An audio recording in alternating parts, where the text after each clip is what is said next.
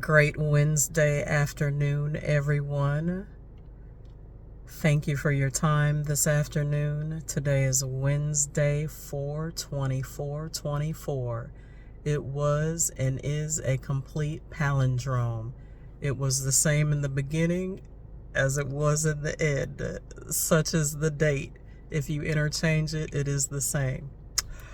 And so it's been a week since I have recorded a video, and most of that is because although I am journaling my experience as a public school teacher, I do not want to get on here and be negative, because I feel like as a society we're all at a point where we need personal grace and we need to give grace.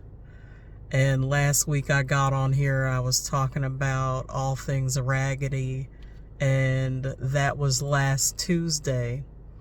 And so this week the same thing occurred. Yesterday I ended up having to sub for a teacher who went home early. The day started out well, but then the second block I ended up subbing for the second math teacher. So I'm just not a fan of that, and it's been happening more and more often. But I'm giving grace. I told the lady, I was like, I can't be mad at you. You have to take care of yourself. Ultimately, I think the thing that we forget a lot, and I'm always reminding people whether they want to hear it or not, our jobs are just that. They're our jobs. And at the end of the day, we will be replaced if we cannot do that job. There might be people at work that care about us, but the job has to get done whether or not we're the person to fill that role. So if we're not available for it, guess what? They'll find somebody else. Somebody might call you and ask you how you're feeling, but that job still has to get done. So if you're not there within an instant, I remember leaving a job. This was when I worked in a different county. I went to the principal, told her that I was going to take a leave of absence. Actually, I told her I was resigning. And literally before I left at the end of that school day, they had already posted the job. So these jobs don't care anything about us. At the end of the day, it is up to us to take care of ourselves. So I told her, I was like, I hope you feel better. And I got through yesterday, no problem. So, but yeah, I ended up substituting. Monday, I was very happy with myself.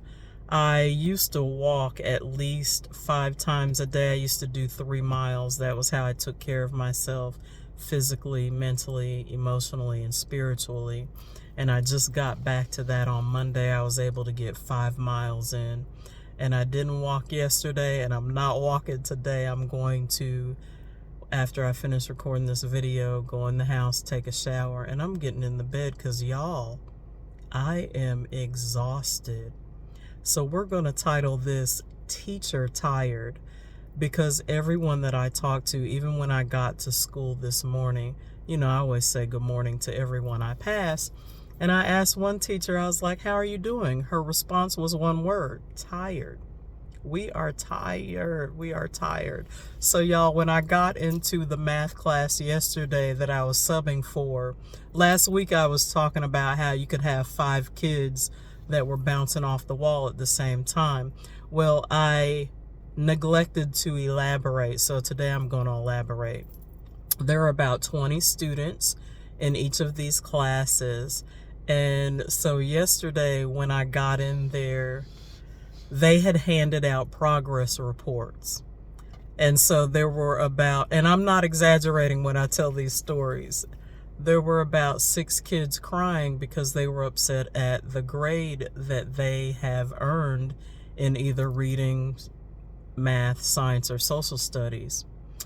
I had one boy who was weeping, 3 girls that were just crying. One boy was literally banging his head against the wall, like literally banging his head. And then another little boy was just over there, head down, right? So I told the students that were crying, you know, go ahead, feel all the feels, take a moment, take care of yourself. The little boy that was banging his head against the wall, I was like, sir, because I always address my students as ma'am and sir. I said, sir, you have to stop doing that. This is self-harm and it's not tolerated. And so he got an attitude and he started trying to throw a chair. Well, I don't tolerate that type of behavior. I've only been at this school since January, so it's been about 3 months that they've known me. But my reputation is I don't tolerate that. And I'm going to give you one opportunity to correct it. And if you cannot correct it, and this is how I deal with my students, they have to know that what I ask them to do, they absolutely have to do it. Because when you have 20 students, 20 different personalities, 20 different emotions that you have to manage all at the same time, you must have order. And if you do not establish that order, you'll never have it. Or you might have it, but it's going to take a long time to get it back, because then you have to retrain the behaviors that you initially allowed. So the way Miss Wesley handles things, I give you one opportunity, I give you choices. So you can take your time, get it together, get yourself together, and then you can start doing what you're supposed to be doing. Or you have consequences, and the consequences are always based on what the behavior is. So with him banging his head against the wall and then him throwing chairs in the midst of all the other students that had stuff going on, I said, you need to either get it together or I'm going to press this button and call the behavior tech to come get you.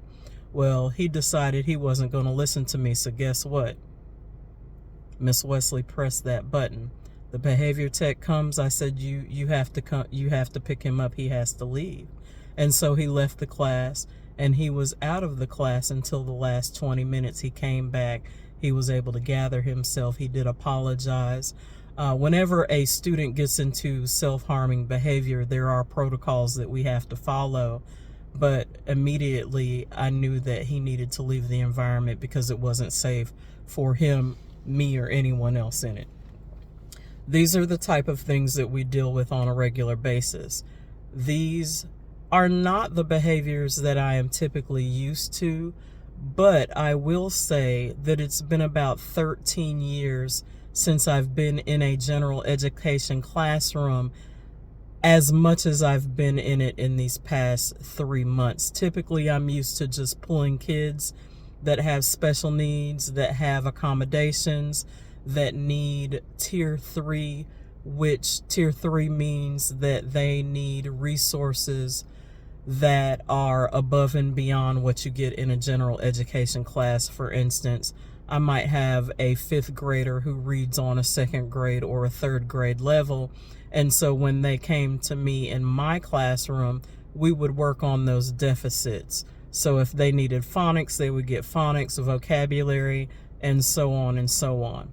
All right, so these last 3 months have been very atypical for me in terms of how I service students. I like being in the gen ed class. It's given me an opportunity to brush up on things I haven't seen in years.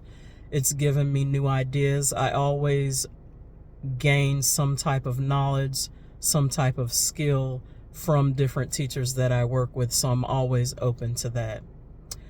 So yesterday was wild. Then I had tutorial. It was my long day. But y'all, today started the way that it ended. So we had mock 3rd grade math testing today. And it's mock because it's supposed to resemble their end of year testing. And in the state of Florida, it's called FAST testing. We used to have the FSA, but now it's the FAST assessment. So they always do a mock. In the mock, we have the same schedule that we would in testing. The students are pulled into the same environment.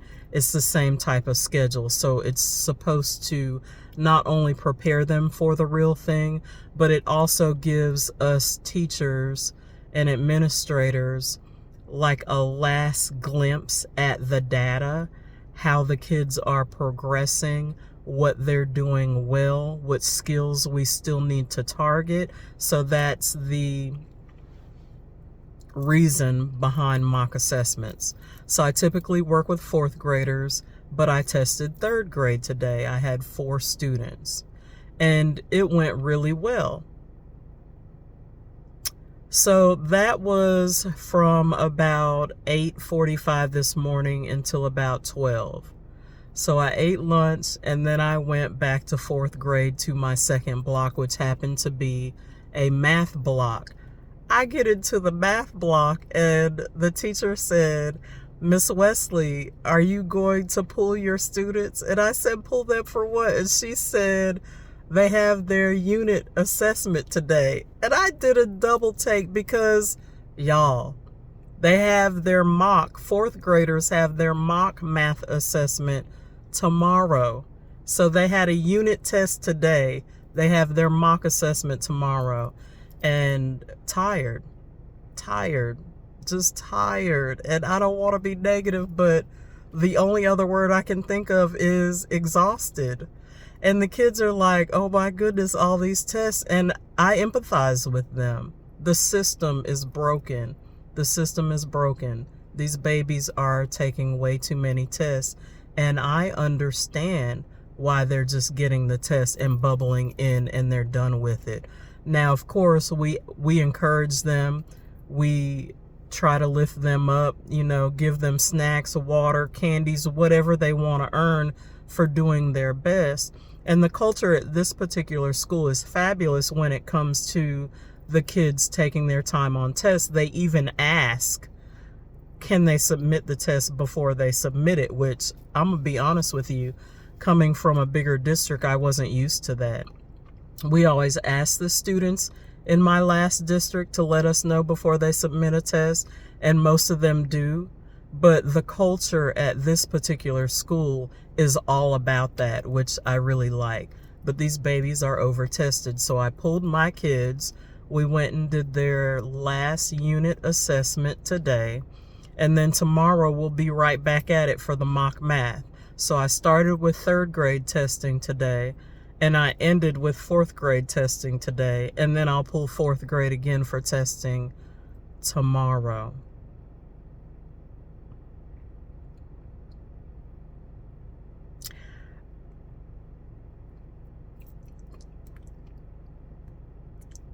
It's wild times. It's wild times. And in public schools, the month of April is very long. It's like the longest month because there are no breaks. So, we're almost finished. We're almost there, including this week. 5 weeks left in the school year, and then we're gonna have a come to Jesus meeting, because I'm not old in terms of age and people saying that they're old, but I honestly feel like I've paid my dues. I've paid my dues. I don't see myself having the stamina to continue this broken cycle. I kind of feel like we're all in the ocean and we're barely keeping our head above water. That's how tiring this is.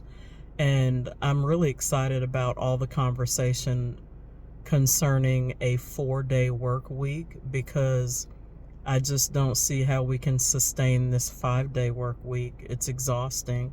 And then with the cost and the price of everything going up, and people having to do more and more for less, and it being harder and harder to sustain, I don't know. I feel like a shift has to occur. It just has to. So those are my thoughts for today. That's how my week's gone thus far. I am going to do my best to focus on the positive and just stay in the moment so that I do not become overwhelmed. And I encourage you all to do the same thing. Keep pressing forward. I do appreciate your time today. I hope you have a restful evening. I know I am. And I keep telling myself one of my greatest, one of the greatest things that I say to myself every day is, I'm healed, happy, healthy, and whole. So have a good evening. Peace and blessings to you all.